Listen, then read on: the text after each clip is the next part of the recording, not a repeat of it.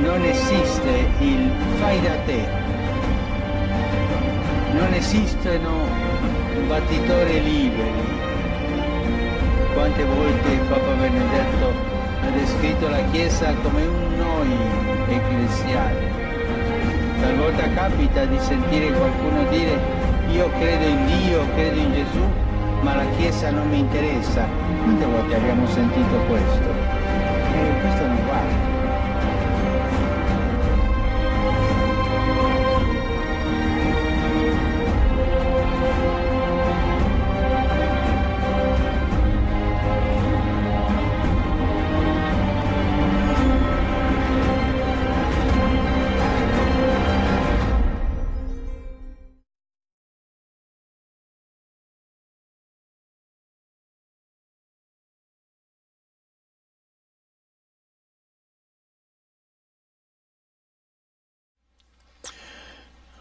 Alors aussi retenez que le 7 associé à la religion à laquelle Mme Lagarde se réfère aura aussi pour attribut de devoir coïncider avec un cycle de Shemitah aux 7 ans ainsi qu'à un jubilé.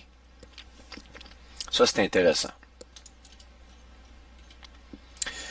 La réalisation de ce rêve fait par Pharaon représente-t-elle une double prophétie, une prophétie dite typologique, dont l'accomplissement est en train de se produire à notre époque sous nos yeux présentement? Réponse: une preuve dans la preuve.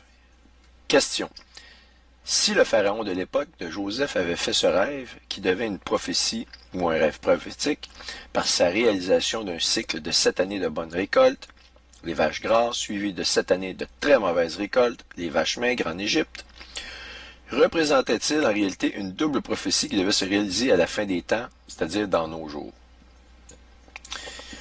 Le rêve de Pharaon inclut 2 cycles de 7 années qui peuvent être visualisés comme suit. Ce qui est intéressant du rêve de Pharaon, c'est qu'il l'a fait 2 fois, une fois avec des cycles de 7 années en parlant des vaches, et une autre fois avec des épis.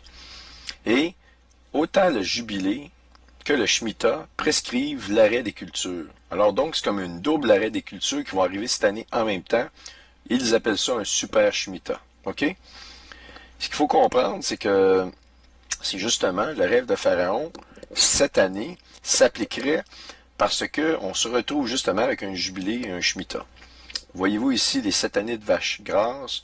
On arrive avec une démarcation à la fête de chauffard du 13-14 septembre 2015. Et c'est la fin du Shemitah, le cycle de 7 années. Et, si vous voulez, de la première calamité économique. Et le jubilé, à quelques jours d'avis, va commencer. Et c'est comme la seconde calamité des cultures ou encore de l'économie. Alors, 7 années de vache maigre ou 7 années de malheur qui correspond au temps de la grande tribulation en passant. Et ici, on voit, Joseph dit à Pharaon, ce qu'a révélé le Pharaon correspond à un seul événement. Donc, si ce que Pharaon a rêvé en double est un seul événement, ça peut aussi nous indiquer que dans le même laps de temps, c'est-à-dire justement comme il se passe cette année, on a l'arrêt des cultures prononcé par la loi mosaïque en double, c'est-à-dire dans la jubilée et dans le Shemitah. Extraordinaire.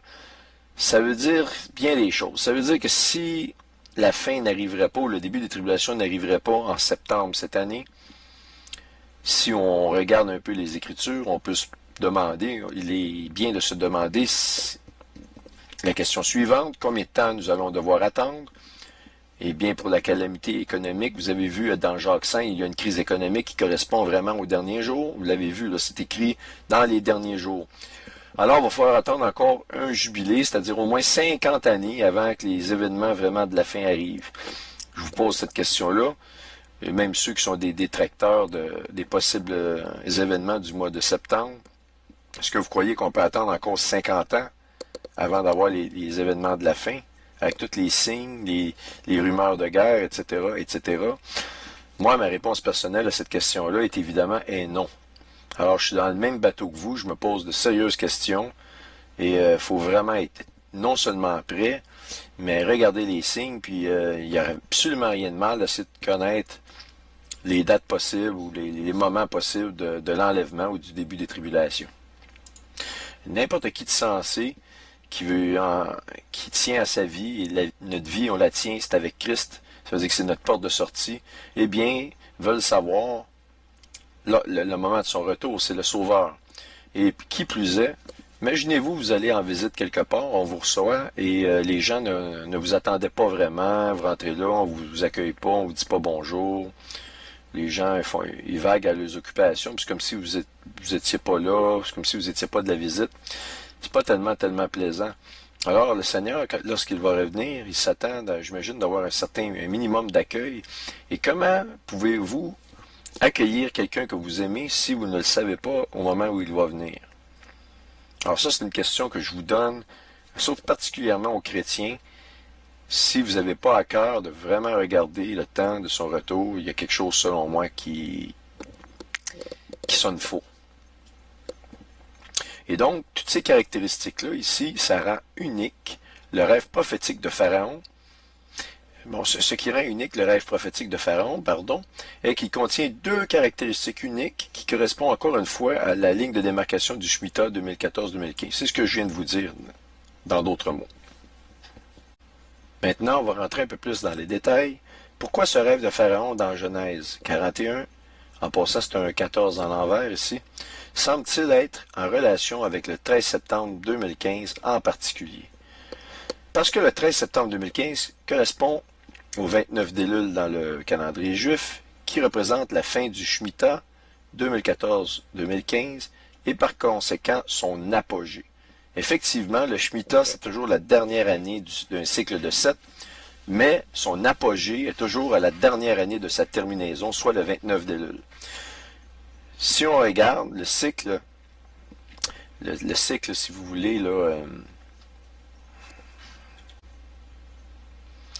et le deuxième point aussi, parce que le grand crash économique du 17 septembre 2001, qui a été initié par la chute des tours jumelles du World Trade Center le 11 septembre 2001, ainsi que le dernier grand crash économique du 29 septembre 2008, se sont tous deux produits aux dates précises prévues pour l'apogée du Shemitah, c'est-à-dire le 29 d'Élul de chacune de ces années-là. Donc, le 29 d'Élul, en 2001, c'était le 17 septembre, et le 29 d'Élul, en 2008, c'était le 29 septembre. À ces deux dates précises du 29 septembre, tel que prescrit exactement par la parole de Dieu, par la loi mosaïque du Shemitah, eh bien, nous avons eu deux cycles de crise économique. Autrement dit, nous voyons la manifestation surnaturelle d'un phénomène qui nous pointe directement à la parole de Dieu, et ce n'est pas une bonne nouvelle, puisqu'il semblerait que ce soit une condamnation, puisque ce sont des crashs économiques, ça n'a pas été des bénédictions, et on n'a pas besoin de chercher très loin à l'effet que ça va être une condamnation qui va suivre, parce que tous les signes de l'ancienne Israël, avant sa destruction dans l'ancien temps, sont présents aux États-Unis d'Amérique depuis la chute des tours, et tous les présages sont là, comme la parole de Dieu nous le dit. Ça, je ne veux pas rentrer dans les détails, mais souvent, il y a plusieurs d'entre vous qui avaient vu ce qui s'est passé à Ground Zero, à la chute des tours, au territoire là-bas, et puis de tout ce qui est entouré, et tout ce qui a été fait, eh bien, ce sont les mêmes présages. Et là, maintenant, on a deux crises économiques qui pointent qui nous crient vraiment. Il va y avoir le même cataclysme dans ce monde que ce qui est arrivé dans l'ancienne Égypte sous Pharaon. Eh bien, vous voyez même les graphiques ici, je vais vous les montrer. Alors, le 29 d'Élul, soit le 17 septembre, crise économique ici. Et cette année, jour pour jour, dans le calendrier juif. C'est encore plus précis, parce que si ça marchait avec notre calendrier, la Bible fonctionne avec le calendrier juif, qui est le calendrier de Dieu. Eh bien, c'est avec le calendrier de Dieu ici que les événements se produisent, le 29 d'Élul, le 29 septembre, la bourse est tombée de 777,7 points, en plus toutes des 7. Ça, c'est vraiment remarquable. Donc, comme je l'ai dit, à la période de 7 ans, selon le calendrier juif, comprise entre le 29 septembre 2008, le 29 d'Élul 2008, au 13 septembre 2015, qui est toujours le 29 d'Élul en 2015, correspondrait au rêve de Pharaon à propos des 7 années d'abondance précédentes précédant les 7 années de calamité. Considérant que ce dernier cycle économique de 7 ans n'a pas été très performant, OK, vous savez, ceux qui sont en business, vous savez, les 7 dernières années, ça n'a pas été très abondant depuis 2008. OK, on s'entend là-dessus. Alors, pouvez-vous imaginer les 7 années économiques de calamité désastreuse qui attendent le monde dans les tribulations?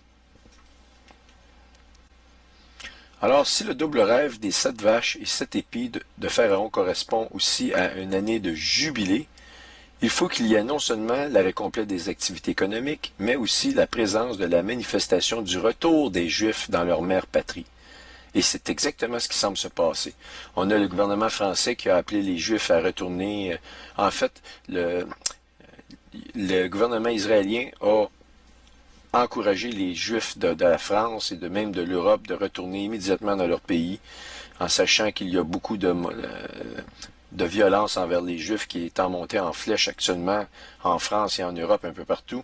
Et là, imaginez-vous, avec la crise de l'immigration, moi, il n'y a pas tellement longtemps, on m'a enguirlandé à savoir que j'avais pas de cœur de voir que là, Obama voulait rentrer des gens illégaux aux États-Unis, qui avaient des enfants là-dedans. Je veux dire, je comprends le problème des enfants et tout ça, mais moi, ce que je vois, c'est qu'il y a une stratégie justement là-dedans, et c'est exactement ce qu'ils veulent que vous pensiez, qu'ils veulent que vous soyez attristés par la situation, mais il y a des terroristes là-dedans, il y a beaucoup de musulmans qui sont extrêmement radicaux, là, on va appeler ce terme-là, qui rentrent à l'intérieur de ça, et je peux vous dire, ça va créer un chaos social vraiment important.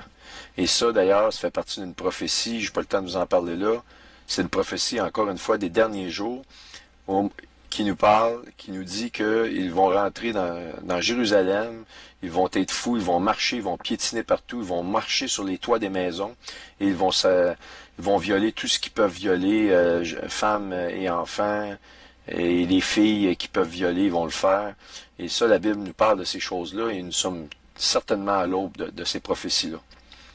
Donc, ici, pour en revenir à mon texte, vous savez que le Shemitah, c'est l'arrêt des cultures, mais la Jubilée prescrit aussi l'arrêt des cultures pendant l'année de Jubilée.